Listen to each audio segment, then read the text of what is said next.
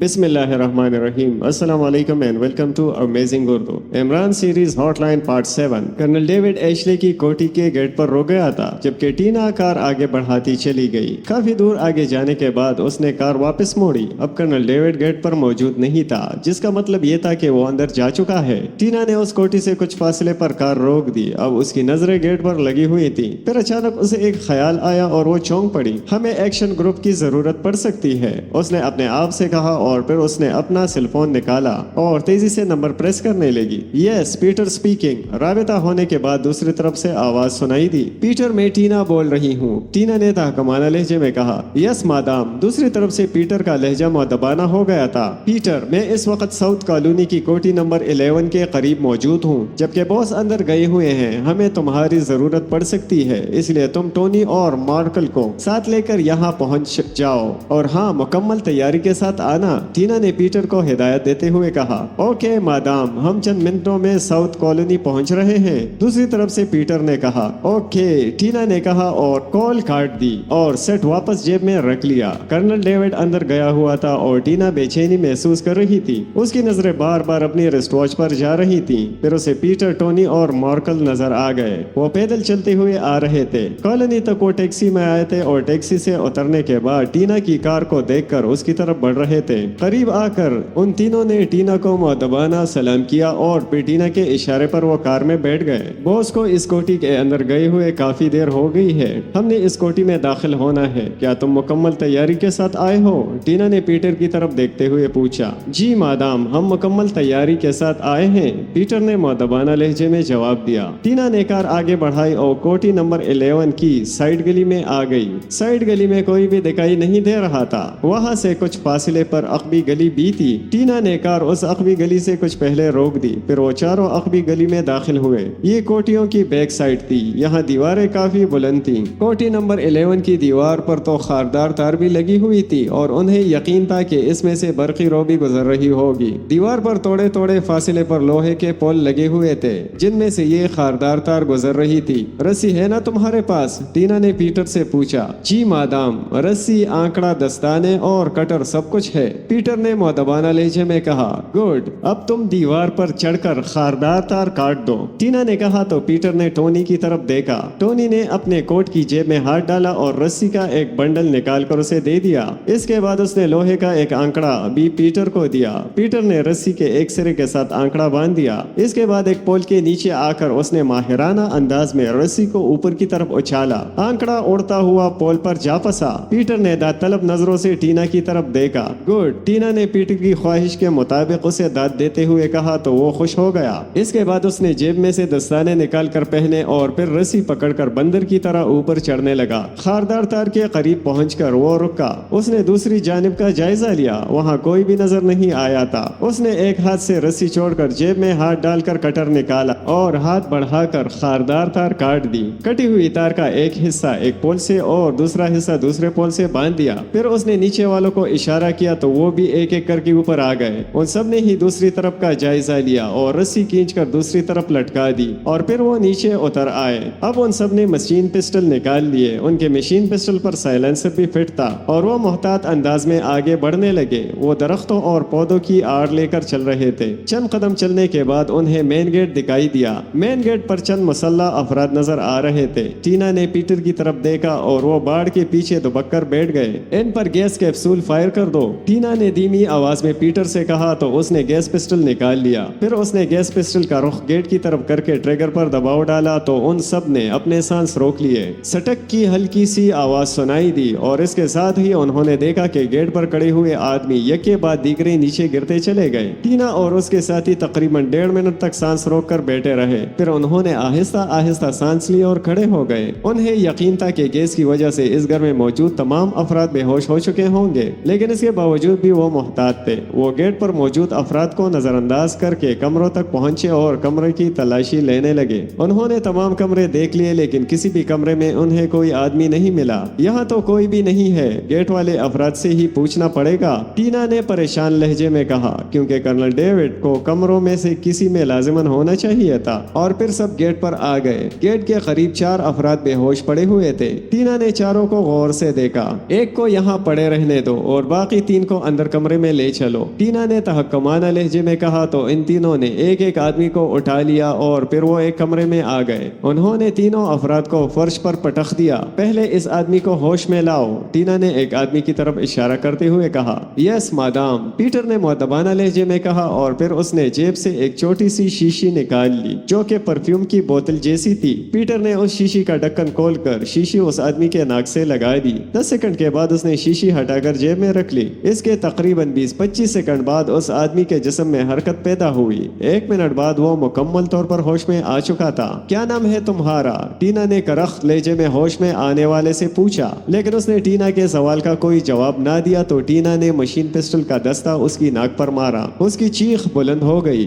اگر تم نے اب بکواس نہ کی تو اس مشین پسٹل کی گولیاں تمہاری کھوپڑی کے پرخچے اڑا دیں گی، ٹینا نے درندوں کی طرح غراتے ہوئے کہا، اور اس کے ساتھ ہی اس نے مشین پسٹل کی نال اس کے منہ میں ڈال دی اور وہ آدمی خوفزدہ نظر آنے لگا۔ میرا نام وائٹ ہے، اس نے خوفزدہ آواز میں اپنا نام بتاتے ہوئے کہا۔ ایشلے کو ایک آدمی ملنے آیا تھا، وہ آدمی اور ایشلے کہاں گئے؟ ٹینا نے سخت لہجے میں کہا۔ مجھے نہیں معلوم، یہ ٹائیگر ہے، اسے معلوم ہوگا کیونکہ یہ باس ایشلے کا خاص آدمی ہے۔ باس کی تمام تر مصروفیات کا اسے علم ہوتا ہے۔ وائٹ نے ایک اور آدمی کی طرف اشارہ کرتے ہوئے کہا، اسے ہوش میں لے آؤ۔ ٹینا نے پیٹر سے کہا تو پیٹر نے اس کے ساتھ بھی وہی عمل دہرایا جو اس نے وائٹ کے ساتھ کیا تھا۔ تقریباً 1 منٹ بعد وہ بھی ہوش میں آ گیا۔ ٹائیگر جو ہمارے سوالوں کے جواب نہیں دیتا، تمہیں معلوم ہے اس کے ساتھ ہم کیا کرتے ہیں؟ ٹینا نے سخت لہجے میں کہا، لیکن ٹائیگر نے اس کی بات کا کوئی جواب نہ دیا۔ ٹینا نے زوردار تپڑ وائٹ کے منہ پر مارا تو وائٹ کی چیخ بلند ہوئی۔ چیخ کی وجہ سے جیسے ہی اس کا منہ کھلا، ٹینا نے مشین پسٹل کی نال اس کے منہ میں ڈال کر ٹریگر دبا دیا۔ گولیاں اس کے حلق کو چیرتی ہوئی اس کے گردن کے عقبی طرف سے نکل گئیں۔ اس کی دردناک چیخ بلند ہوئی اور وہ ذبح کیے گئے مرغے کی طرح تڑپنے لگا۔ ٹینا کا یہ انتہائی سفاک عمل تھا اور ٹائیگر کے لیے ایک نفسیاتی حربہ بھی۔ ٹائیگر اس حربے سے قدرے خوفزدہ ہو گیا۔ کچھ دیر پہلے تمہارے باس ایشلے کو ایک آدمی ملنے آیا تھا، ٹینا نے سر لہجے میں پوچھا۔ لارڈ جیکسن، ٹائیگر نے سوالیہ لہجے میں کہا۔ ہاں لارڈ جیکسن، یہ بتاؤ کہ ایشلے اور لارڈ جیکسن اس وقت کہاں ہے؟ ٹینا نے کہا، باس اس مہمان کو ساتھ لے کر کہیں چلا گیا ہے، مجھے اس نے نہیں بتایا کہ وہ کہاں جا رہے ہیں۔ وہ کسی ہوٹل کے سودے کی بات کر رہے تھے، شاید اسی سلسلے میں کہیں گئے ہوں گے۔ ٹائیگر نے خود پر قابو پا کر انجان بنتے ہوئے کہا، نو پرابلم، اگر تمہیں نہیں معلوم تو ابھی معلوم ہو جائے گا۔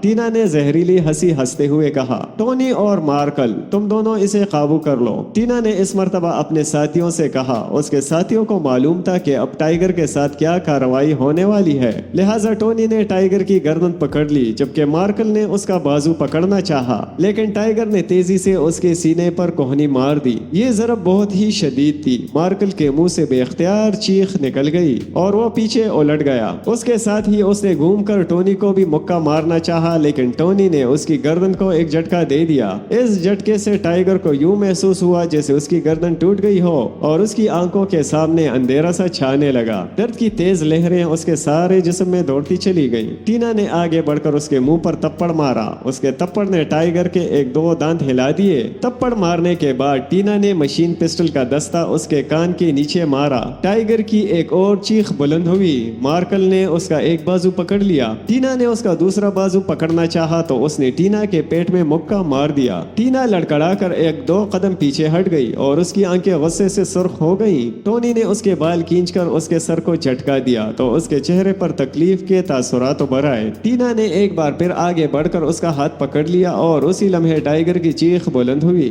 کیونکہ ٹینا نے اس کی ایک انگلی توڑ دی تھی۔ ایک کے بعد اس نے ٹائیگر کی دوسری انگلی بھی توڑ دی تو ٹائیگر کی ایک اور چیخ بلند ہوئی۔ ایشلے اور لارڈ جیکسن کہاں گئے ہیں؟ جلدی سے بتا دو۔ جیسے جیسے دیر ہوتی جائے گی ویسے ویسے تمہاری انگلیاں ٹوٹتی جائیں گی، انگلیوں کے بعد تمہاری ہڈیاں اور پسلیوں کی باری آ جائے گی۔ ٹینا نے درندوں کی طرح غراتے ہوئے کہا، رک جاؤ رک جاؤ، تم تو مادام فریگی کی طرح سفاک اور ظالم عورت ہو۔ ٹائیگر نے کراہتے ہوئے کہا، بولو کہاں گیا ہے تمہارا باس ایشلے؟ ٹینا نے سخت لہجے میں کہا، باس لارڈ جیکسن کو لے کر بلیک پوائنٹ پر چلا گیا ہے۔ ٹائیگر نے بدستور کراہتے ہوئے کہا، تمہارا باس ایشلے اس کوٹھی سے باہر نہیں نکلا، میں باہر موجود تھی۔ ٹینا نے بدستور سخت لہجے میں کہا، اس نے عقبی دروازہ استعمال کیا تھا اسی خطرے کے پیش نظر کہ کہیں لارڈ جیکسن کے ساتھی باہر موجود نہ ہو۔ ٹائیگر نے کہا تو ٹینا نے اثبات کے انداز میں سر ہلا دیا۔ اوکے اب یہ بتاؤ کہ بلیک پوائنٹ کہاں ہے؟ ٹینا نے اس کے جواب سے مطمئن ہوتے ہوئے کہا۔ بلیک ڈریم نائٹ کلب کے تہخانے بلیک پوائنٹ کہلاتے ہیں، ٹائیگر نے کہا۔ ان تہخانوں کا راستہ کہاں سے ہے؟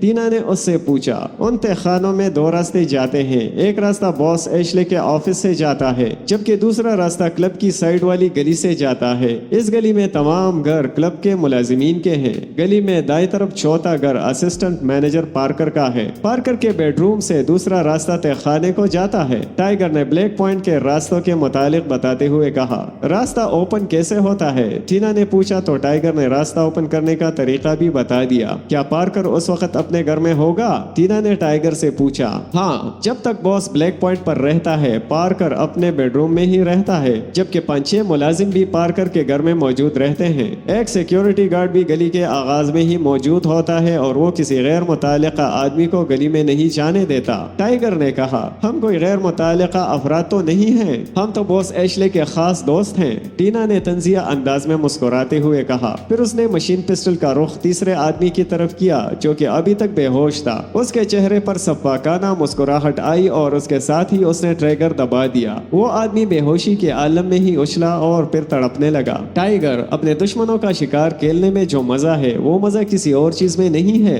ٹینا نے اس مرتبہ بڑے دلکش انداز میں مسکراتے ہوئے ٹائیگر سے کہا۔ تو اس کے چہرے پر موت کی زردی چھا گئی، کیونکہ اتنا تو وہ بھی سمجھ چکا تھا کہ سوال و جواب مکمل ہو چکے ہیں اور اب اس کی موت یقینی ہے۔ موت کے خوف نے اس کا چہرہ اور حلق خشک کر دیا تھا۔ اس نے کچھ بولنے کی کوشش بھی کی لیکن اس کے حلق سے آواز ہی نہ نکلی۔ ٹینا نے اس کی یہ حالت دیکھی تو اس کی مسکراہٹ گہری ہو گئی۔ پھر اس نے مشین پسٹل کا رخ ٹائیگر کی طرف کر کے ٹریگر دبا دیا۔ بے آواز گولیاں نکلی اور ٹائیگر کی پسلیوں کو توڑتی ہوئی دل میں اتر گئیں۔ حلق خشک ہونے کے باوجود ٹائیگر کے حلق سے ایک دلخراش چیخ بلند ہوئی اور سینے میں ہونے والے سوراخوں سے خون جاری ہو گیا۔ ٹونی اور مارکل نے اسے چھوڑ دیا اور وہ فرش پر گر کر تڑپنے لگا۔ صرف ایک لمحے کے لیے ٹینا نے ٹائیگر کے مرنے کا انتظار کیا اور اس کے بعد اس کا رخ دروازے کی طرف ہو گیا۔ چلو، ٹینا نے اپنے ساتھیوں سے تحکمانہ لہجے میں کہا اور پھر وہ کمرے سے باہر آ گئے۔ اس کے ساتھی بھی اس کے ساتھ تھے۔ گیٹ کے قریب چوتھا بے ہوش آدمی پڑا ہوا تھا۔ ٹینا نے مشین پسٹل کا رخ اس کی طرف کر کے ٹریگر دبا دیا تو اس کے سر میں کئی سوراخ ہو گئے اور وہ بھی تڑپنے لگا۔ پھر تھوڑی دیر کی تیز ڈرائیونگ کے بعد وہ بلیک ڈریم نائٹ کلب پہنچ گئے۔ کلب سے چند قدم آگے ٹینا نے اپنے ساتھیوں کو کار سے نیچے اتار دیا۔ جیسے ہی مجھے تمہاری ضرورت محسوس ہوگی میں تمہیں کال کر لوں گی، ٹینا نے ان سے کہا اور پھر اس نے کار آگے بڑھا لی۔ کچھ دور جا کر اس نے کار واپس موڑی اور پھر وہ کلب کی سائیڈ والی گلی میں آ گئی۔ مین روڈ پر تو ٹریفک رواں دواں تھی لیکن یہاں کوئی بھی گاڑی دکھائی نہیں دے رہی تھی۔ ٹینا کی کار گلی میں داخل ہونے لگی تو کرسی پر بیٹھا ہوا باوردی آدمی اٹھ کر اس کے سامنے آ گیا۔ اس کی وردی پر سیکیورٹی گارڈ کا ٹیگ لگا ہوا تھا۔ اس نے کار کو رکنے کا اشارہ کیا۔ ٹینا نے اس کے قریب پہنچ کر کار روکی تو وہ ڈرائیونگ سائٹ پر آ گیا۔ یس مادام، اس نے مؤدبانہ لہجے میں کہا، میرا نام سلونیا ہے، میں ڈانسر ہوں۔ پارکر صاحب نے مجھے ملازمت کی آفر کی تھی اور ٹیسٹ کے لیے مجھے اپنے گھر بلایا تھا، میں انہیں ٹیسٹ دینے کے لیے آئی ہوں۔ ٹینا نے معنی خیز انداز میں مسکراتے ہوئے کہا، مادام اس وقت تو پارکر صاحب بہت مصروف ہیں، وہ آپ کو وقت نہیں دے سکیں گے۔ سیکیورٹی گارڈ نے بدستور مؤدبانہ لہجے میں کہا، میں تو دوسرے شہر ویرونا سے آئی ہوں اور ویرونا یہاں سے 4 گھنٹے کی ڈرائیو پر ہے۔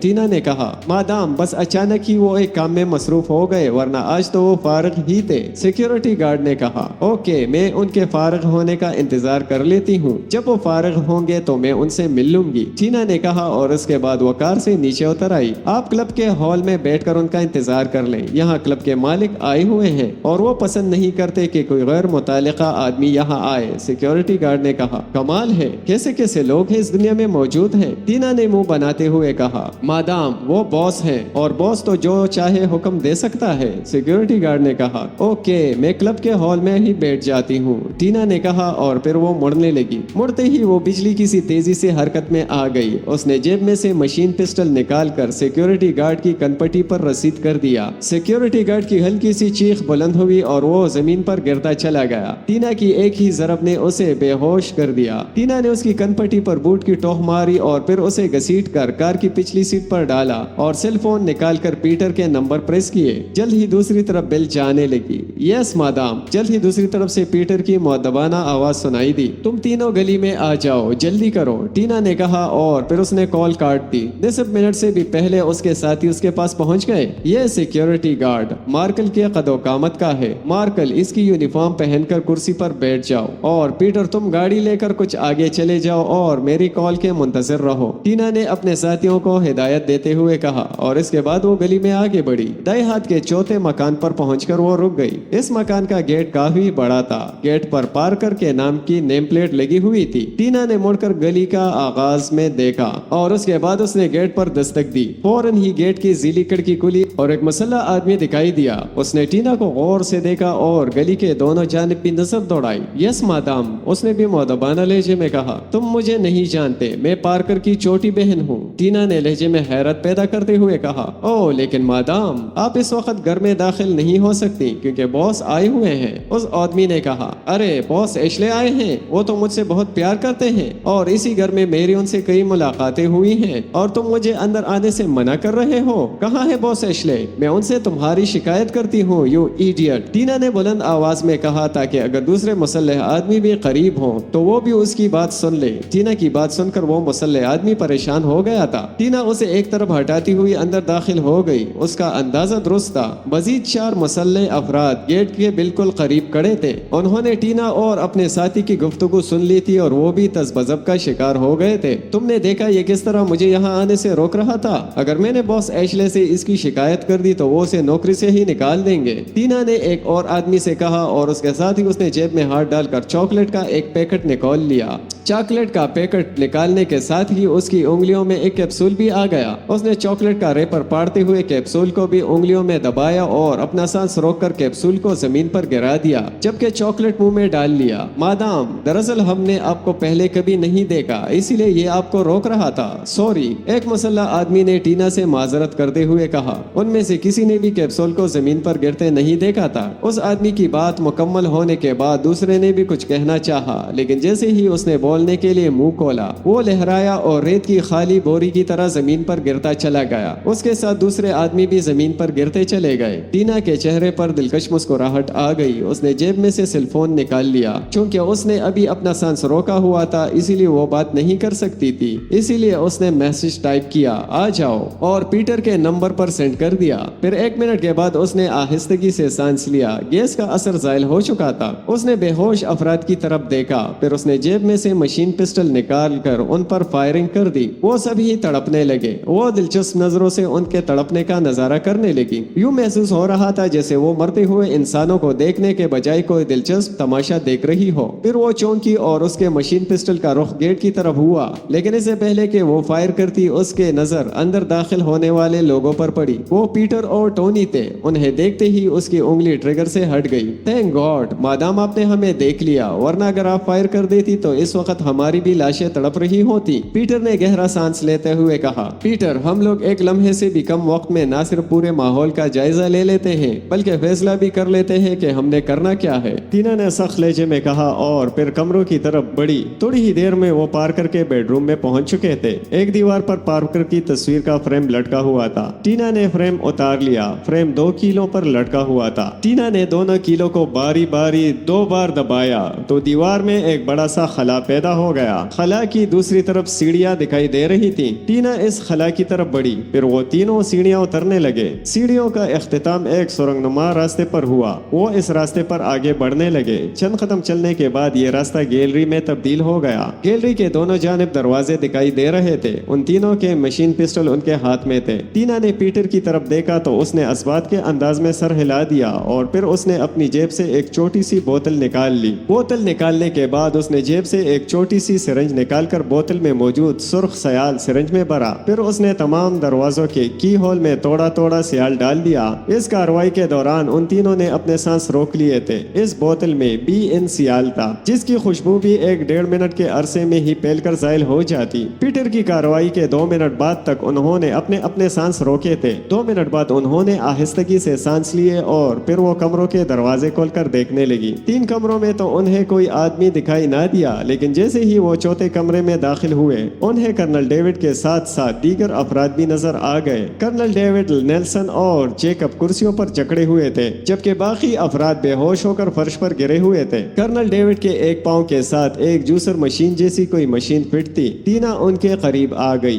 نیلسن کی حالت دیکھ کر وہ بری طرح چونک پڑی کیونکہ نیلسن کی ایک ٹانگ آدھی سے زیادہ غائب تھی اور اس کے چہرے کی حالت بتا رہی تھی کہ دنیا سے اس کا تعلق ٹوٹ چکا ہے۔ نیلسن کو تشدد کا نشانہ بنا کر انہوں نے ہلاک کر دیا ہے۔ ٹینا نے غصیلے لہجے میں کہا، یس مادام، اور اب یہ باس پر تشدد کرنے والے تھے۔ پیٹر نے مؤدبانہ لہجے میں کہا، اس گستاخی کی سزا موت کے علاوہ تو اور کچھ نہیں ہے۔ ٹینا نے غراتے ہوئے کہا، یس مادام، نیلسن کی موت کے بدلے ہمیں ان سب کو مارنا چاہیے۔ تم باس کو اور جیکب کو کھولو، میں انہیں گولیاں مارتا ہوں۔ ٹینا نے تحکمانہ لہجے میں کہا اور اس کے ساتھ ہی اس نے مشین پسٹل کا رخ بے ہوش پڑے افراد کی طرف کیا اور فائرنگ شروع کر دی۔ پیارے دوستو، آپ سے گزارش ہے کہ پلیز ہمارے چینل کو سبسکرائب کریں اور ویڈیوز کو شیئر کریں تاکہ آپ کی مدد سے ہمارا چینل مونیٹائز ہو سکے۔ شکریہ۔ قاسم بھائی، یہ تو بتائیں کہ کیا آپ نے لو میرج کی ہوئی ہے؟ ریکھا نے لہجے کو سنجیدہ بناتے ہوئے کہا، ریکھا جی، میں آپ سے سخت ناراض واراض ہوں۔ قاسم نے منہ بناتے ہوئے کہا، ارے ارے کیوں، میں نے کیا کیا؟ ریکھا نے بوکلائے ہوئے لہجے میں کہا، بائی وائی بھی کہتی ہے اور پوچھتی بھی ہو کہ میں نے کیا کیا ہے؟ قاسم نے بدستور منہ بناتے ہوئے کہا، سوری، ویری سوری، اب میں آپ کو بائی نہیں کہوں گی بلکہ قاسم جی کہوں گی۔ اب تو آپ خوش ہیں نا؟ ریکھا نے فوراً ہی معذرت کرتے ہوئے کہا، جی ہاں، اب میں آپ سے بہت خوش ہوں، اب آپ پوچھیں۔ قاسم نے کہا، انہیں لیروانی آئے ہوئے آدھا گھنٹہ ہوا تھا۔ ساؤتھ کالونی کی کوٹھی نمبر 70 ان کے لیے پہلے سے ہی مخصوص تھی۔ کرنل فریدی طارق صاحب کے ساتھ کہیں گئے ہوئے تھے اور باقی افراد فارغ بیٹھ کر بوریت محسوس کر رہے تھے، اسی لیے ریکھا نے قاسم سے بات چیت شروع کر دی اور اس کی باتوں سے وقت اچھا گزرتا تھا۔ میں نے آپ سے یہ کہا تھا کہ آپ اتنے بڑے سیٹ کے بیٹے ہیں، آپ نے تو لازماً لو میرج کی ہوگی۔ ریکھا نے کہا، وہ سب جانتے تھے کہ قاسم کی شادی کسی محبت بھرے افسانے کا نتیجہ نہیں تھی، بلکہ یہ شادی قاسم کے والد کی مرضی سے ہوئی تھی۔ ریکھا کی بات سن کر قاسم کی کر کے ہنسنے لگا۔ اس کے ہنسنے سے اس کا ہاتھی جیسا جسم ہلنے لگا۔ ریکھا جی، شاید تم نے میری بیوی چپکلی بیگم کو کبھی دیکھا ویکا نہیں؟ کوئی بھی انسان اسے دیکھ کر تو لو نہیں کر سکتا۔ قاسم نے ہنستے ہوئے کہا، اسی لیے تو کسی بھی انسان نے اسے شادی نہیں کی، کیوں قاسم بھائی؟ میں سچ کہہ رہا ہوں نا؟ کیپٹن حمید نے قاسم کی طرف دیکھتے ہوئے کہا، ہاں ہاں۔ قاسم نے اس بات میں سر ہلاتے ہوئے کہا تو ان سب کے چہروں پر مسکراہٹ آ گئی۔ قاسم نے ان کی مسکراہٹ کو محسوس کر لیا۔ میں نے کوئی غلط ملت بات کہہ دی ہے کیا؟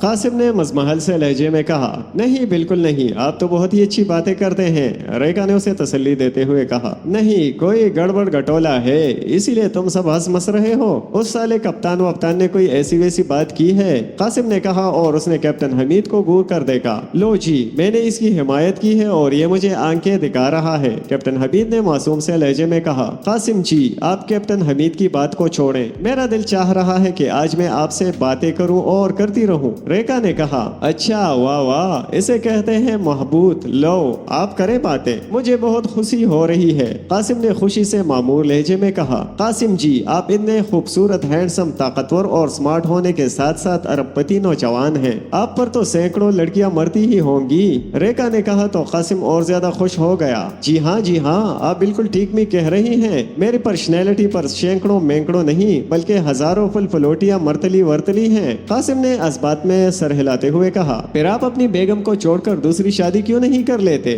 ریکھا نے پوچھا، آپ کو معلوم تو ہے کہ یہ میری بہت بڑی خواہش ہے، لیکن میرا باپ سیٹ عاصم توبہ توبہ بہت ظالم والم ہے، اس کے ہاتھ میں ہر وقت چابک ہوتا ہے اور وہ اس چابک سے میری کمریا کو زخمی کرتا رہتا ہے، خدا کسی دشمن کو بھی ایسا باپ نہ دے۔ قاسم نے کہا، آپ اپنے والد کو نہ بتائیں، چوری چوری شادی کر لیں۔ ریکھا نے مشورہ دیتے ہوئے کہا، میرے والد نے میرے پیچھے جاسوس محسوس لگائے ہوئے ہیں جو میرے ایک ایک منٹ کی خبر میرے والد کو دیتے ہیں۔ قاسم نے منہ بناتے ہوئے کہا اور اس نے کیپٹن حمید کی طرف بھی دیکھا۔ او ویری سیڈ، یہ تو بہت ہی افسوسناک بات ہے۔ ریکھا نے افسوس کرتے ہوئے کہا، اس میں زیادہ افسوس کی بات نہیں ہے، بس افسوس اس بات کا ہے کہ ان جاسوسوں میں سے کچھ میرے خاص دوست بھی شامل ہیں۔ قاسم نے ایک بار پھر کیپٹن حمید کی طرف دیکھتے ہوئے کہا، تم اگر الٹی سیدھی حرکتیں کرو گے تو سیٹ عاصم کو اس کی رپورٹ ملے گی ہی نا۔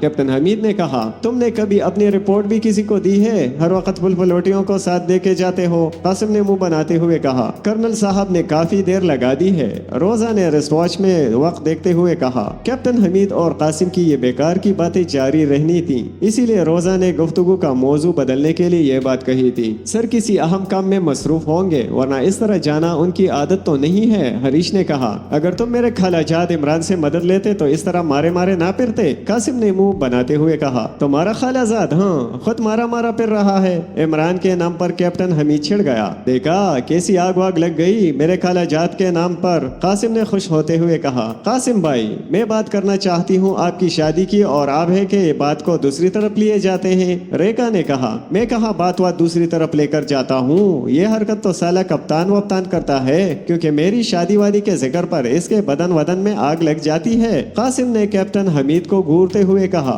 इस मर्तबा उसने रेखा के भाई कहने का नोटिस नहीं लिया था। आग लगे तुम्हारे इस हाथी जैसे बदन में, मेरे बदन में क्यों लगे? कैप्टन हमीद आग बगोला होकर बोला। देखा देखा किसके बदन वदन में आग वाग लगी है? कासिम ने जोर जोर से हंसते हुए कहा। कैप्टन हमीद कोई बात कहना ही चाहता था कि कमरे का दरवाजा खुला और कर्नल फरीदी कमरे में दाखिल हुआ।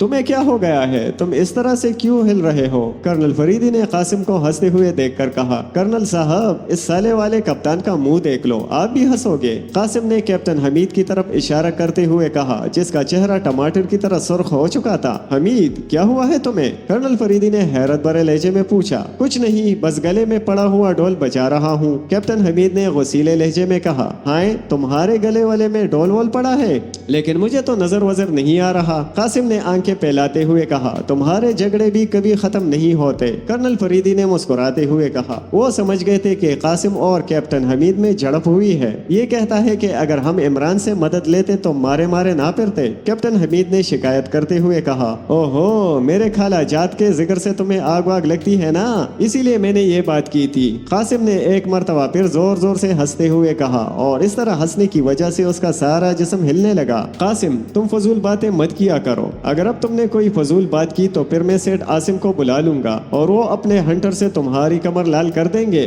कर्नल फरीदी ने कहा तो कासिम का हाथ बेएहतियार अपनी कमर पर चला गया और साथ ही उसके मुंह से सिसकी भी निकली जैसे हंटर उसकी कमर पर लगा हो। वैसे इमरान बहुत ही बाखबर इंसान है, लेकिन इस बार मेरा ख्याल है कि वो भी अभी तक अंधेरे में है। मुकम्मल कोशिश के बावजूद भी हमें साइंसदानों के बारे में कोई मालूमात नहीं मिल सकी। कर्नल फरीदी ने कहा, सर अगर आप भी मायूसी का शिकार हो गए तो फिर एक कदम भी आगे बढ़ाना नामुमकिन है। रोजा ने कहा, मायूसी तो गुनाह है, इसीलिए मैं मायूस नहीं हूँ, और हमारी फील्ड में मायूसी मौत से हमकिनार कर देती है। एक सीक्रेट एजेंट को आखिरी सांस तक मायूस नहीं होना चाहिए। कर्नल फरीदी ने कहा, सर अगवा होने वाले साइंसदान लेरवानी आए भी है या नहीं? हरीश ने मुअद्दबाना लहजे में कहा, हाँ ये इत्तलात तो पक्की है कि साइंसदानों को लेरवानी लाया गया है, लेकिन इससे आगे की मालूमात नहीं मिल रही। कर्नल फरीदी ने कहा, सर हम सब अब शहर में फैल जाते हैं और मालूमात हासिल करने की कोशिश करते हैं। रोजा ने कहा, हाँ ऐसा करना पड़ेगा, लेकिन फिलहाल मुझे एक फोन का इंतजार है। फोन आ जाए तो इसके बाद लाइहा अमल बनाते हैं। कर्नल फरीदी ने रिस्ट वॉच पर नजरें दौड़ाते हुए कहा और फिर उसने तारिक साहब की तरफ देखा जो उसके साथ ही वापस आ गए थे। फोन भी बस आने ही वाला होगा। तारिक साहब ने भी रिस्ट वॉच पर नजरें दौड़ाते हुए कहा। फिर अभी उनकी बात मुकम्मल ही हुई थी कि कर्नल फरीदी के सेल फोन की बेल बजने लगी। Yes mister royal speaking, colonel Faridi ने सेल फोन कान से लगाते हुए कहा और फिर वो दूसरी तरफ की बात सुनने लगा। Okay thanks. कुछ देर तक बातें करने के बाद कर्नल फरीदी ने कहा और कॉल काट दी। क्या रिपोर्ट है भतीजे?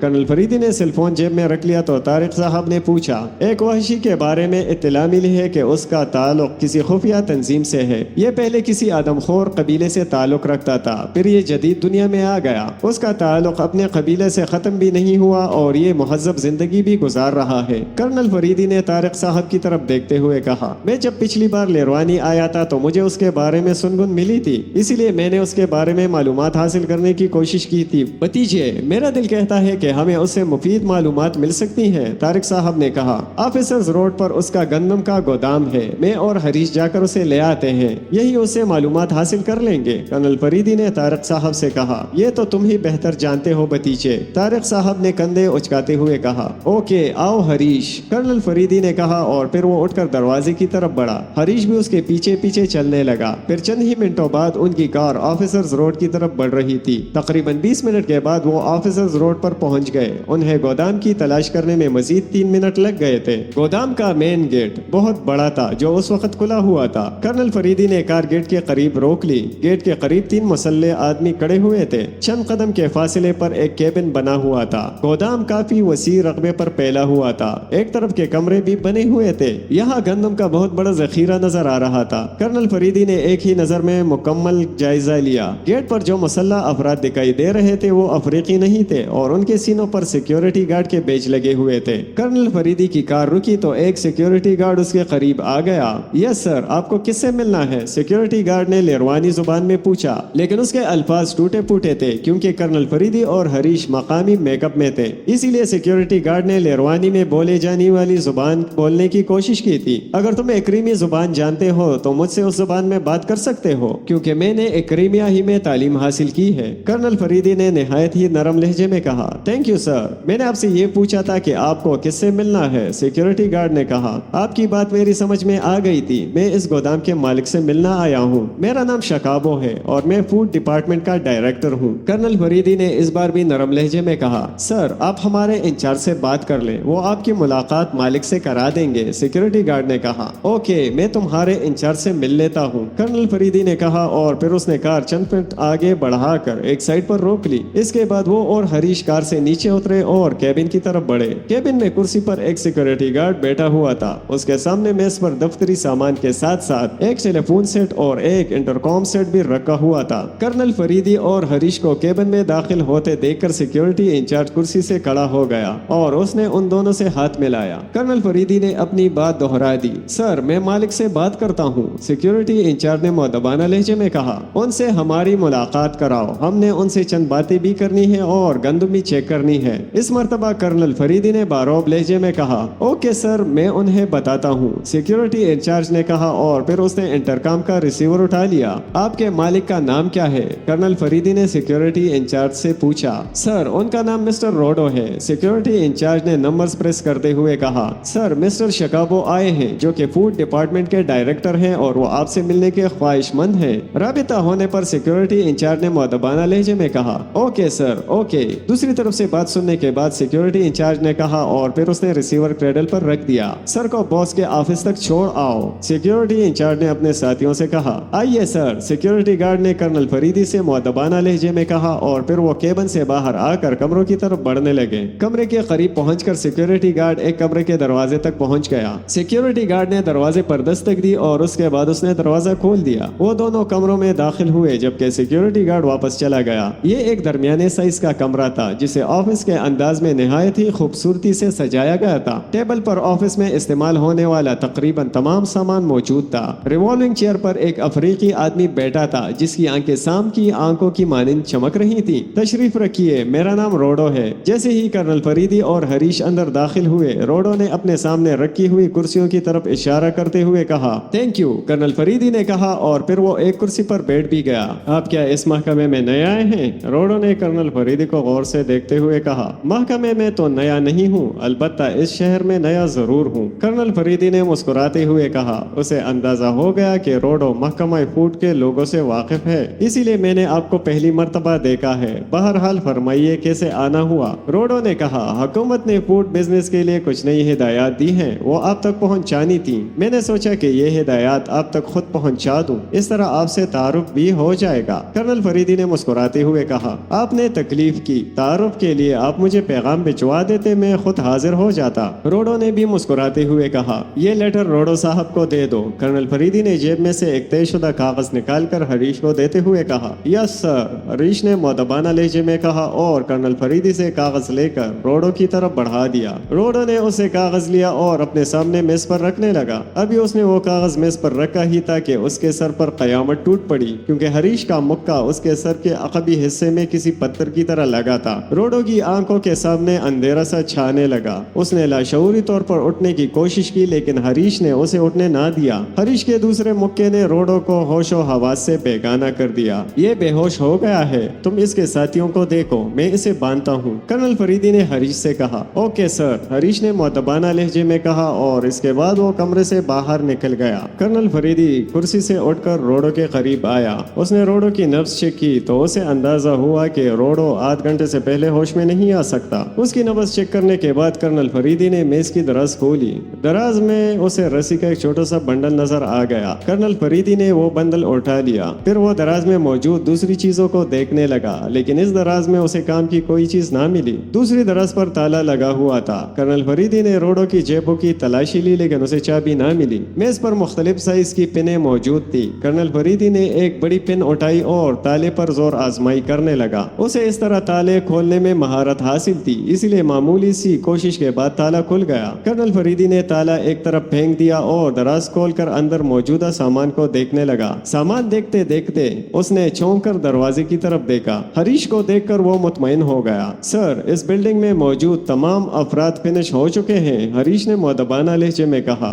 ओके, इस रोडो को बांध कर कार की पिछली सीट पर डाल दो, कर्नल फरीदी ने कहा तो हरीश ने मेज पर रखी हुई रस्सी का बंडल उठाया और रोडो को कुर्सी से उठाकर फर्श पर डाल दिया, जबकि कर्नल फरीदी दोबारा दराज की तलाशी लेने लगा। दराज में उसे एक सिगरेट केस दिखाई दिया। कर्नल फरीदी ने वो केस उठाकर खोला तो उसमें सिगरेट मौजूद नहीं थे, अलबत्ता एक छोटा सा कार्ड उसमें रखा हुआ था। कर्नल फरीदी ने वो कार्ड उठाकर देखा। कार्ड पर तहरीर कोई नहीं थी, अलबत्ता आग का एक शोला मखसूस अंदाज में बना हुआ था। कर्नल फरीदी ने आग के शोले पर गौर किया तो शोला अंग्रेजी के हरूफ HL बना रहा था। HL, कर्नल फरीदी ने बड़बड़ाते हुए कहा। फिर उसने वो कार्ड जेब में रख लिया और हरीश की तरफ देखा, जो रोडो को उठाकर कमरे से बाहर निकल रहा था। कर्नल फरीदी ने कमरे की मुकम्मल तलाशी ली, लेकिन उसे काम की कोई भी चीज ना मिली। मुकम्मल तलाशी के बाद वो कमरे से बाहर आ गया। गोदाम का गेट हरीश ने बंद किया हुआ था और कार गेट के करीब खड़ी थी, जबकि हरीश कार के करीब खड़ा हुआ था।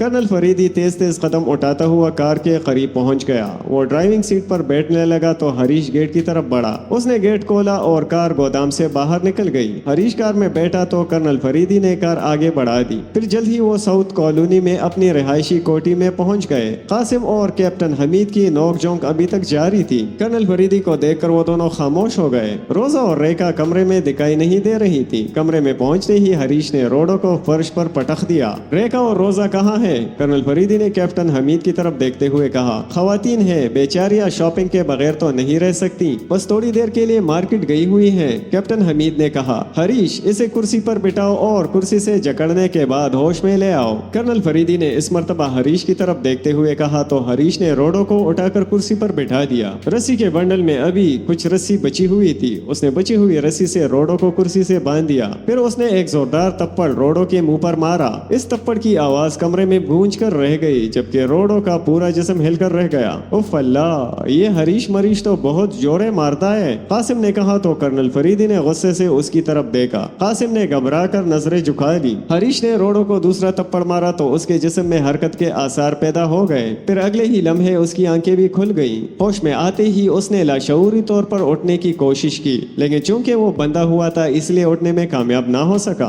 कौन हो तुम और तुमने मुझे इस तरह बांधा क्यों है? चंद लम्हों के बाद रोडो ने सख्त लहजे में कहा तो हरीश ने उसके मुंह पर एक और थप्पड़ जड़ दिया। इस थप्पड़ ने रोडो के एक दो दांत भी हिला दिए, जिसके नतीजे में रोडो के मुंह से खून के चंद कतरे निकल आए। सरकारी हलकों में मेरे ताल्लुकात बहुत वसी हैं। इसके अलावा मैं आदमखोर कबीले से ताल्लुक रखता हूँ। यह थप्पड़ तुम्हें इतना महंगा पड़ेगा जिसका तुम तस्वर भी नहीं कर सकते। तवील अरसा हुआ मैंने आदमखोरी छोड़ी हुई है, लेकिन मिस्टर शकाबो, तुम्हें और तुम्हारे इस मातहत को मैं खुद कहूँगा, तुम दोनों का कीमा बनाकर। थप्पड़ की वजह से रोडो का सियाह चेहरा मजीद सियाह हो गया। उसकी आंखें सुर्ख हो गई थी और उसके लहजे में दरिंदों की सी गुर्राहट आ गई थी। वो थप्पड़ तो हमें महंगा पड़ेगा और ये थप्पड़, कर्नल फरीदी ने तंजिया लहजे में कहा, और उसने भी एक थप्पड़ उसे मार दिया। इस थप्पड़ ने उसके होंठ फाड़ दिए और उसका गुस्सा इंतहा को पहुंच गया। उसने रस्सी तोड़ने के लिए जोर लगाना शुरू कर दिया। कर्नल फरीदी उसे गौर से देखने लगा। कुछ देर तक कोशिश करते रहने के बाद उसने कोशिश छोड़ दी। बस इतनी सी ताकत है तुम में, ये मामूली सी रस्सी नहीं है जिसे तुम तोड़ सकोगे। इसे देख रहे हो तुम? कर्नल फरीदी ने तंजिया लहजे में कहा और फिर कासिम की तरफ इशारा किया। इसका नाम कासिम है। अगर ये तुम्हारी जगह होता तो इस रस्सी से कहीं मजबूत रस्सी को तोड़ देता। कर्नल फरीदी ने अपनी बात मुकम्मल करते हुए कहा, तुम मुझे क्यों उठा कर लाए हो? रोडो ने कर्नल फरीदी की बात को नजरअंदाज करते हुए कहा, तुम्हारा ताल्लुक HL से है। कर्नल फरीदी ने उसकी आंखों में देखते हुए कहा तो वो बुरी तरह चौंका। अगर वो कुर्सी से बंधा ना होता तो यकीनन कई फुट ऊपर उछल पड़ता। HL, क्या मतलब है HL का? अगले ही लम्हे उसने संभलते हुए कहा, हॉटलाइन, एक आलमी खुफिया मुजरिम तंजीम। कर्नल फरीदी ने बदस्तूर उसकी आंखों में देखते हुए कहा, न जाने तुम क्या बकवास कर रहे हो। मैं तो एक वहशी कबीले का फर्द हूँ। कई साल पहले मैंने कबीला छोड़कर शहरी जिंदगी अपना ली और अब अपना बिजनेस करता हूँ। मेरा किसी मुजरिम तंजीम से क्या ताल्लुक? रोडो ने मुंह बनाते हुए कहा। रोडो, तुम्हारे चेहरे से लग रहा है कि तुम लातों के भूत हो। ठीक है, अगर तुम लातों से समझना चाहते हो तो ऐसे ही सही, कर्नल फरीदी ने करख लहजे में कहा। सर, इसे समझाने की इजाजत तो मुझे दें। मैं देखता हूँ कि इसमें कितना کتنا دم ہے؟ کیپٹن حمید نے اٹھتے ہوئے کہا۔ یہ کتنے منٹ میں زبان کھولے گا؟ کرنل فریدی نے اس سے پوچھا۔ یہ سیکنڈوں میں زبان کھولے گا، منٹوں کی بات ہی نہیں ہے، کیپٹن حمید نے کہا، اور پھر وہ ایک کونے میں رکھی ہوئی میز کی طرف بڑھا۔ میز پر بجلی کی تار رکھی ہوئی تھی۔ کیپٹن حمید نے وہ تار اٹھا لی۔ مجھے پہلے ہی سے اندازہ تھا کہ ایک لاتوں کا بھوت آ رہا ہے، لہٰذا میں نے پہلے ہی انتظام کر لیا تھا، کیپٹن حمید نے بجلی کی تار بورڈ میں لگاتے ہوئے کہا۔ تار بورڈ میں لگانے کے بعد وہ روڈو کی طرف بڑھا۔ اب میرا عہد ہے کہ تم سب موت کے لیے ترسو گے، لیکن موت تمہارے قریب نہیں آئے گی۔ پھر تم چلا چلا کر مجھ سے موت کی بھیک مانگو گے، لیکن میں تمہیں یہ بھیک نہیں دوں گا۔ تمہارا حشر ایسا ہو جائے گا کہ انسان تو انسان، کتے بھی تمہیں دیکھ کر ڈر جائیں گے، روڈو نے غراتے ہوئے کہا۔ کیپٹن حمید نے پہلے تو اس کے منہ پر تپڑ مارا، پھر اسے گالی سے بھی نوازا۔ اس کے بعد اس نے تار روڈو کے سینے سے لگا دی۔ روڈو کے جسم کو جھٹکے لگنے لگے، لیکن اس نے اپنا منہ مضبوطی سے بند کر لیا۔ چند سیکنڈ بعد کیپٹن حمید نے تار اس کے سینے سے ہٹا کر اس کے رخسار سے لگا دی۔ اب پھر اس کے جسم کو جھٹکے لگنے لگے، لیکن اس کا منہ بدستور مضبوطی سے بند رہا۔ چند ہی سیکنڈ بعد گوشت کے جلنے کی بو محسوس ہوئی۔ روڈو کا رخسار جل گیا تھا، پھر بے اختیار روڈو کی چیخ بلند ہو گئی۔ کیپٹن حمید نے تار اس کے منہ سے بھی ہٹا لی اور اس کے بعد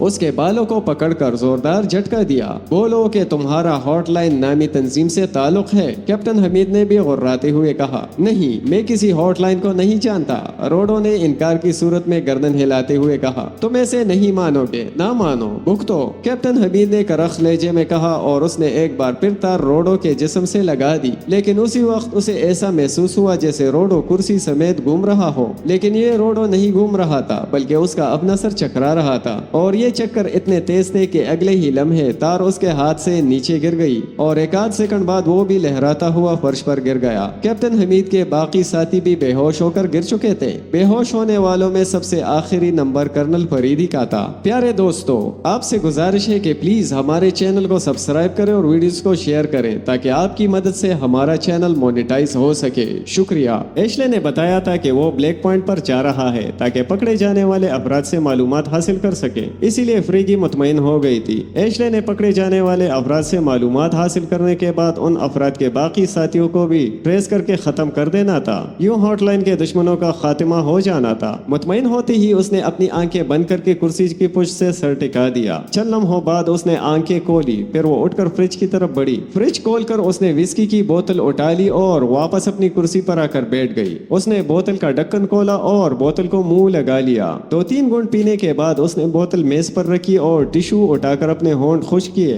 چند لمحوں کے بعد اس نے ایک بار پھر بوتل کی طرف ہاتھ بڑھایا، لیکن اس سے پہلے کہ اس کا ہاتھ بوتل تک پہنچتا، ٹیلی فون کی بیل بجنے لگی۔ بوتل کی طرف بڑھا ہوا اس کا ہاتھ رک گیا اور پھر وہ ہاتھ ٹیلی فون کے ریسیور کی طرف بڑھا۔ یس، فریگی اسپیکنگ، اس نے ریسیور اٹھا کر کان سے لگاتے ہوئے کہا۔ لہجہ تحکمانہ ہی تھا۔ مادام، میں منیوٹ کا کمپیوٹر آپریٹر بول رہا ہوں۔ دوسری طرف سے مؤدبانہ آواز سنائی دی تو فریگی حیران رہ گئے۔ منیوٹ بون کا سیکشن ہیڈ کوارٹر تھا اور وہاں سے کال بون کو کرنی چاہیے تھی۔ ایک کمپیوٹر آپریٹر کو کیسے جرت ہوئی تھی کہ وہ اس سے کال کرے؟ بون کہاں ہے اور تم نے مجھے فون کرنے کی جرت کیسے کی؟ فریگی نے انتہائی سخت لہجے میں کہا۔ مادام، آپ کو فون کرنے کی معذرت چاہتا ہوں، لیکن مسئلہ ایسا درپیش آ گیا ہے کہ مجبوراً آپ کو فون کرنا پڑا کیونکہ باس اس وقت حرکت کرنے سے قاصر ہیں۔ حرکت کرنے سے قاصر ہیں؟ کیا مطلب؟ یہ تم کیسی پہیلیاں بجوا رہے ہو، یو نونسنس؟ فریگی کی حیرت میں اور زیادہ اضافہ ہو گیا تو اس نے حیرت اور غصے کے ملے جلے تاثرات کے ساتھ کہا۔ مادام، میں آپ کو تفصیل بتاتا ہوں۔ 2 مشکوک آدمی ٹریس ہوئے تو باس انہیں اٹھا کر لے آئے۔ باس کو شک تھا کہ وہ غیر افریقی ہیں اور انہوں نے مقامی میک اپ کیے ہوئے ہیں۔ باس نے ان کا میک اپ صاف کرنے کی کوشش کی لیکن ان کے میک اپ صاف نہ ہوئے۔ پھر باس انہیں ہوش میں لا کر ان سے باتیں کرنے لگے۔ باتوں کے دوران ثابت ہو گیا کہ وہ افریقی ہیں۔ ان میں سے ایک، جس کا نام جوزو ہے، وہ تو باقاعدہ ایک وحشی قبیلے سے تعلق رکھتا ہے۔ جبکہ باس کو یقین ہو گیا کہ یہ دونوں افریقی ہیں تو باس نے حکم دیا کہ انہیں گولی مار دی جائے۔ لہٰذا باس کے ایک آدمی نے ان پر مشین پسٹل سے فائر کرنا چاہا، لیکن اس سے پہلے کہ ہمارا آدمی ٹریگر دباتا، وحشی افریقی نے کرسی کے راڈز توڑ دیے اور اس نے 1 سیکنڈ سے بھی پہلے حالات کا پانسا پلٹ دیا۔ ہمارے کچھ آدمی اس کی فائرنگ کی زد میں آ کر ہلاک ہو گئے۔ وہ باس پر بھی گولی چلانا چاہتا تھا لیکن میں نے تیزی سے ٹارچر روم میں جے ریز فائر کر دی، جس کی وجہ سے کمرے میں موجود تمام افراد بے حس ہو گئے ہیں اور میں آپ کو رپورٹ کر رہا ہوں۔ دوسری طرف سے بون سیکشن کے کمپیوٹر آپریٹر نے تفصیل بتاتے ہوئے کہا۔ ہاں، تم نے مجبوری کی حالت میں مجھے فون کیا ہے۔ میں بلیک चीफ को रिपोर्ट करके हिदायत लेती हूँ, इसके बाद तुम्हें फोन करती हूँ। दूसरी तरफ से रिपोर्ट सुनने के बाद चंद लम्हों तक फ्रेगी हैरत से सुन होकर बैठी रही। फिर जल्द ही उसने अपनी हैरत पर काबू पा लिया और नॉर्मल लहजे में कंप्यूटर ऑपरेटर से बात की और उसके बाद उसने क्रेडल पर उंगली मारकर कॉल मुनक़ते कर दी। दोबारा टोन आने पर उसने ब्लैक चीफ के नंबर प्रेस किए तो दूसरी तरफ बेल जाने लगी। Black chief speaking. चंद लम्हों के बाद कॉल रिसीव हुई और ब्लैक चीफ की आवाज सुनाई दी। चीफ, फ्रेगी बोल रही हूँ। फ्रेगी ने मुअद्दबाना लहजे में कहा। यस, किस लिए फोन किया है? दूसरी तरफ से ब्लैक चीफ की सर्द आवाज सुनाई दी। चीफ, बोन सेक्शन के कंप्यूटर ऑपरेटर ने मुझे तशवीशनाक रिपोर्ट दी है, मैं वो रिपोर्ट आपको देना चाहती हूँ। फ्रेगी ने मुअद्दबाना लहजे में कहा। ओके बोलो। दूसरी तरफ से ब्लैक चीफ ने कहा तो फ्रेगी ने कंप्यूटर ऑपरेटर की दी हुई रिपोर्ट ब्लैक चीफ को दे दी। हाँ, ये जानना बहुत जरूरी है कि ये अफ्रीकी कौन है। तुम उन्हें अपने हेडक्वार्टर ले आओ और उनसे पूछगछ करो। बोन ने लापरवाही, सुस्ती और काहिली का मुजाहरा किया है, जिसकी बोन को सजा भी दी जाएगी, लेकिन पहले इन अफ्रीकियों से पूछगछ की जाए। दूसरी तरफ से ब्लैक चीफ ने कहा। यस चीफ, आपके हुक्म की तामील होगी। फ्रेगी ने कहा तो दूसरी तरफ से कॉल मुनक़ते हो गई। फ्रेगी ने मेज के किनारे पर लगा हुआ एक बटन प्रेस किया और फिर मेज पर रखी हुई विस्की की बोतल उठाकर मुंह से लगा ली। अभी उसने 3-4 घूंट ही लिए थे कि कमरे का दरवाजा खुला और उसके सेक्शन का एक आदमी अंदर दाखिल हुआ। उसने कमरे में दाखिल होते ही फ्रेगी को सलाम किया। जेफरे, तुम अपने 3 साथियों के साथ वैगन में बैठो, मैं आ रही हूँ। फ्रेगी ने आने वाले से कहा। ओके मादाम, जेफरे ने कहा और फिर वो वापस मुड़ गया, जबकि फ्रेगी ने विस्की की बोतल एक बार फिर मुंह से लगा ली और उसने इस बार पूरी बोतल खत्म करके मुंह से हटाई। उसने खाली बोतल मेज पर रखी और फिर वो कमरे से बाहर आ गई। पार्किंग में जेफरे एक वैगन के साथ खड़ा हुआ था। वो तेज तेज कदम उठाती हुई वैगन के करीब पहुंची और फ्रंट सीट पर बैठ गई, जबकि जेफरे ड्राइविंग सीट पर बैठ गया। फिर वैगन एक झटके से आगे बढ़ी और गेट क्रॉस करती हुई सड़क पर आ गई। मादाम, किस तरफ जाना है? सड़क पर आते ही जेफरे ने मुअद्दबाना लहजे में कहा। तुमने बोन सेक्शन का हेडक्वार्टर देखा हुआ है? फ्रेगी ने उससे पूछा। यस मादाम, कई बार वहाँ जाने का इत्तेफाक हुआ है। जेफरे ने बदसूर मुअद्दबाना लहजे में कहा। बोन के हेडक्वार्टर चलो, लेकिन जल्दी। ओके मादाम, जेफरे ने कहा और फिर उसने वैगन की रफ्तार बढ़ा दी। कुछ ही देर में वो बोन के हेडक्वार्टर पहुंच गए। गेट पर मिनीवुड इंटरनेशनल का बोर्ड लगा हुआ था। फ्रेगी ने चूंकि कंप्यूटर ऑपरेटर को रास्ते में फोन कर दिया था, इसीलिए वो उस वक्त गेट पर खड़ा हुआ था। वैगन गेट क्रॉस करके एक जगह रुकी तो फ्रेगी और उसके चारों साथी वैगन से नीचे उतर आए। कंप्यूटर ऑपरेटर भी उनके करीब आया और उसने मुअद्दबाना अंदाज में फ्रेगी को सलाम किया। मादाम, अगर मैं बरवक्त जेरेस फायर ना करता तो इन खतरनाक आदमियों ने बॉस समेत यहाँ मौजूद तमाम अफराद का खात्मा कर देना था। कंप्यूटर ऑपरेटर ने अपनी कारकर्दगी का इजहार करते हुए कहा। तुमने बहुत अच्छा काम किया है, मैं तुम्हें इनाम दिलवाऊंगी। अब ये बताओ कि वो अफ्रीकी कहाँ है? फ्रेगी ने बेजार से लहजे में कंप्यूटर ऑपरेटर से कहा। मादाम, वो दोनों अभी तक टॉर्चर रूम में हैं, आइए। कंप्यूटर ऑपरेटर ने कहा तो फ्रेगी और उसके साथी कंप्यूटर ऑपरेटर के साथ टॉर्चर रूम में आ गए। हाँ, तो ये है वो दोनों अफ्रीकी। फ्रेगी ने दोनों अफराद को गौर से देखते हुए कहा। यस मादाम, कंप्यूटर ऑपरेटर ने मुअद्दबाना लहजे में कहा। जेफरे, इन दोनों को उठाकर वैगन में डाल दो। फ्रेगी ने जेफरे से कहा तो उसने और उसके साथियों ने उन दोनों को उठाया और कमरे से बाहर चले गए। एक तवील कामत, जसीम और भारी जिस्म था। उसे तो उन तीनों ने मिलकर उठाया, जबकि दूसरा आदमी स्मार्ट सा नौजवान अफ्रीकी था। जेफरे ने उस स्मार्ट नौजवान को उठाकर कंधे पर डाल दिया और फिर वो भी कमरे से बाहर आ गए। तुम्हारा बॉस इनसे मार खा गया है और अब शायद उसके डेथ वारंट जारी कर दिए जाएं। फ्रेगी ने मुंह बनाते हुए कहा। ये तो बड़ों का फैसला है मादाम, लेकिन आप जरूर सिफारिश करें कि आइंदा कभी ऐसा नहीं होगा। कंप्यूटर ऑपरेटर ने मिन्नत भरे लहजे में कहा। ओके, मैं कोशिश करूंगी, फ्रेगी ने कहा और फिर वो वैगन के करीब आ गई। टॉर्चर रूम में जो हालात दरपेश आए हैं, तुमने उनकी फिल्म बनाई है? मादाम फ्रेगी ने पूछा। मादाम, फिल्म तो कंप्यूटर में खुद ब खुद बनती है, कंप्यूटर ऑपरेटर ने मुअद्दबाना लहजे में कहा। ओके, उसकी एक कॉपी मुझे भिजवा देना, मादाम फ्रेगी ने तहक्कुमाना लहजे में कहा और फिर वो वैगन की फ्रंट सीट पर बैठ गई। उसके बैठते ही वैगन आगे बढ़ी और थोड़ी देर बाद वो अपने हेडक्वार्टर पहुंच गई।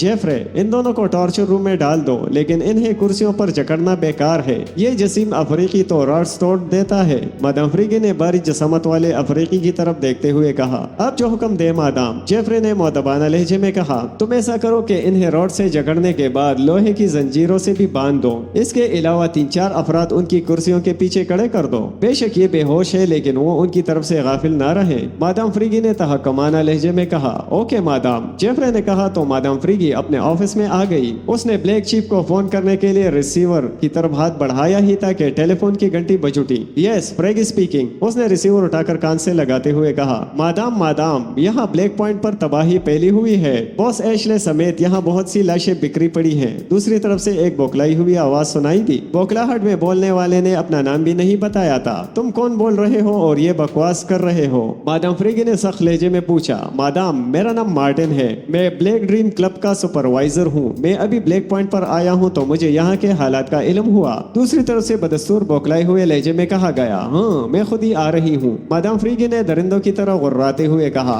उसके साथ ही उसने रिसीवर क्रेडल पर पटखा और कुर्सी से उठकर तेजी से दरवाजे की तरफ बढ़ी। एशली की मौत उसके लिए बहुत बड़ा नुकसान था। उसके सेक्शन को उसी ने संभाल रखा था। हॉटलाइन के मामलात के साथ साथ वो तंजीम के बिजनेस की देखभाल भी करता था। उसके सेक्शन में और कोई उस जैसा आदमी नहीं था। जिस रफ्तार से वो कार चला रही थी उससे कहीं ज्यादा रफ्तार से उसके जहन में ख्यालात आ रहे थे। ये ख्यालात एशले के मुतालिक ही थे। उसे वक्त गुजरने का एहसास भी ना हुआ और वो ब्लैक ड्रीम नाइट क्लब पहुंच गई। मादाम, मैं मार्टिन हूँ। जैसे ही वो कार से नीचे उतरी एक आदमी ने उसकी तरफ बढ़ते हुए कहा, आओ मेरे साथ। मादाम फ्रिगी ने सख्त लहजे में कहा और फिर वो क्लब के हॉल की तरफ बढ़ी। हॉल में मौजूद अफराद ने उसे सलाम किया। फ्रिगी ने उनके सलाम को नजरअंदाज कर दिया। 1-1.5 मिनट में वो दोनों तहखाने में पहुंच चुके थे। तहखाने के एक कमरे में एशले समेत कई अफराद की लाशें पड़ी हुई थी। एशले की लाश देखकर तो उसकी आंखें सुर्ख हो गईं। ये कार्रवाई किन लोगों की है? मादाम फ्रिगी ने इंतहाई सर्द लहजे में मार्टिन से पूछा। मालूम नहीं मादाम, एक शख्स यहाँ हमें जख्मी हालत में मिला था। उसे हमने अस्पताल पहुंचा दिया है। उसके मुतालिक मुझे बताया गया है कि उसने ब्लैक चीफ और आपका हवाला दिया था,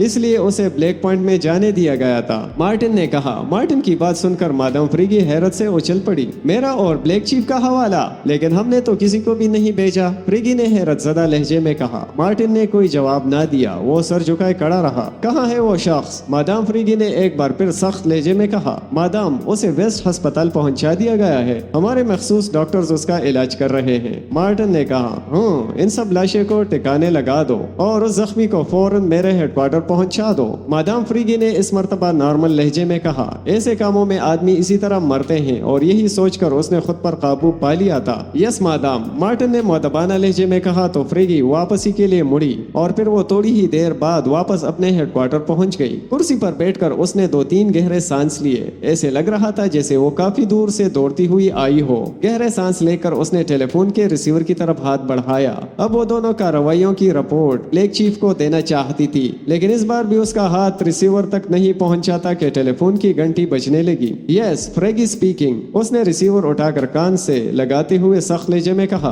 ब्लैक चीफ। दूसरी तरफ से ब्लैक चीफ की मखसूस आवाज सुनाई दी तो वो चौंकी। चीफ, मैं आप ही को कॉल करने लगी थी। ब्लैक चीफ की आवाज सुनते ही फ्रेगी ने मुअद्दबाना लहजे में कहा, फ्रेगी, रोडो के सेक्शन ऑफिस पर कुछ लोगों ने कार्रवाई की है और रोडो को अपने साथ ले गए हैं। रेड कार्ड भी उनके हाथ लग गया है। रेड कार्ड की चेकिंग से उनकी लोकेशन के बारे में मालूम हुआ है। वो लोग साउथ कॉलोनी की कोठी नंबर 70 में मौजूद हैं। तुमने फौरी तौर पर उस कोठी पर रेड करना है। न सिर्फ रोडो को उनकी कैद से छुड़ाना है बल्कि रेड कार्ड भी उनसे हासिल करना है और उन लोगों को अपने सेक्शन हेडक्वार्टर लाकर पहले उनसे पूछगिछ करनी है और फिर उन्हें तड़पा तड़पा कर मारना है। ये कार्रवाई तुमने फौरी करनी है। एक लम्हे की ताखीर भी नहीं होनी चाहिए। बाकी रिपोर्ट्स में तुमसे बाद में लूंगा। दूसरी तरफ से ब्लैक चीफ की करख्त आवाज सुनाई दी। ओके चीफ, आपके हुक्म की तामील होगी, फ्रेगी ने मुअद्दबाना लहजे में कहा तो दूसरी तरफ से कॉल काट दी गई। उसने भी रिसीवर क्रेडल पर रखा और फिर उसने मेज के किनारे पर लगा हुआ एक बटन प्रेस किया तो चंद लम्हों बाद जेफरे कमरे में दाखिल हुआ। कमरे में दाखिल होकर उसने फ्रेगी को मुअद्दबाना अंदाज में सलाम किया। जेफरे, 1 मिनट के अंदर अंदर तैयार होकर अपने साथियों समेत वेगन तक पहुंचो।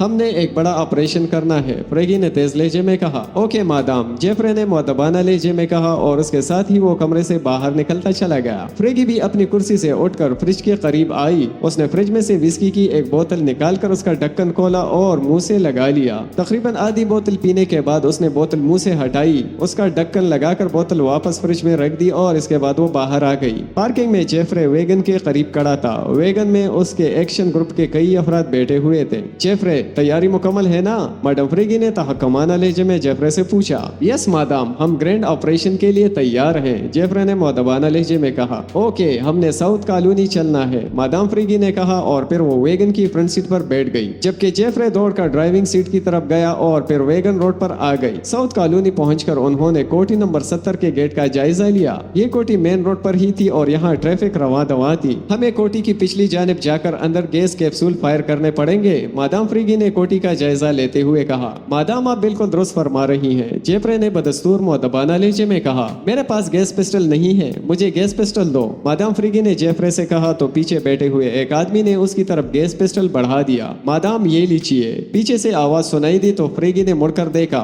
اور پھر اس نے گیس پسٹل لے لیا۔ ہمیں کوٹھی نمبر 70 کی عقبی سائڈ میں اتار دو، اس کے بعد تم مین روڈ پر آ جانا۔ مادام فریگی نے جیفرے سے کہا۔ اسی دوران ویگن کوٹھی نمبر 70 سے کافی آگے گئی تھی۔ جیفرے نے اگلے چوک سے ویگن موڑ لی، پھر وہ کوٹھی نمبر 70 کی سائڈ روڈ پر آ گئے۔ جیفرے نے ویگن ایک جگہ روک لی۔ دو آدمی میرے ساتھ آ جائیں، فریگی نے تحکمانہ لہجے میں کہا اور ویگن سے نیچے اتر آئی۔ پچھلی سیٹوں پر بیٹھے ہوئے افراد میں سے دو آدمی نیچے اتر آئے تھے۔ ویگن آگے بڑھ گئی۔ فریگی نے ارد گرد نظر دوڑائی، یہاں کوئی گاڑی نہیں دکھائی دے رہی تھی۔ فریگی کوٹھی نمبر 70 کی پچھلی جانب موجود گلی کی طرف بڑھی۔ یہ تنگ گلی تھی اور اس میں کوڑے کرکٹ کے ڈرم پڑے ہوئے تھے۔ کوٹھیوں کے عقبی دروازے بھی اسی گلی میں تھے۔ فریگی نے گلی کا جائزہ لینے کے بعد کوٹھی نمبر 70 کے عقبی دروازے اور دیوار کی طرف دیکھا۔ دیوار بہت ہی بلند تھی اور اس کے اوپر پہنچنا آسان کام نہیں تھا۔ سٹیل کٹر تم اپنے ساتھ لائے ہو؟ فریگی نے اپنے ساتھیوں سے پوچھا۔ یس مادام، سٹیل کٹر بوفر کے پاس ہے، ایک آدمی نے کہا تو دوسرے نے جیب سے سٹیل کٹر نکال لیا۔ اوکے، دروازے کا چٹخنی والا حصہ کاٹ دو، فریگی نے بوفر سے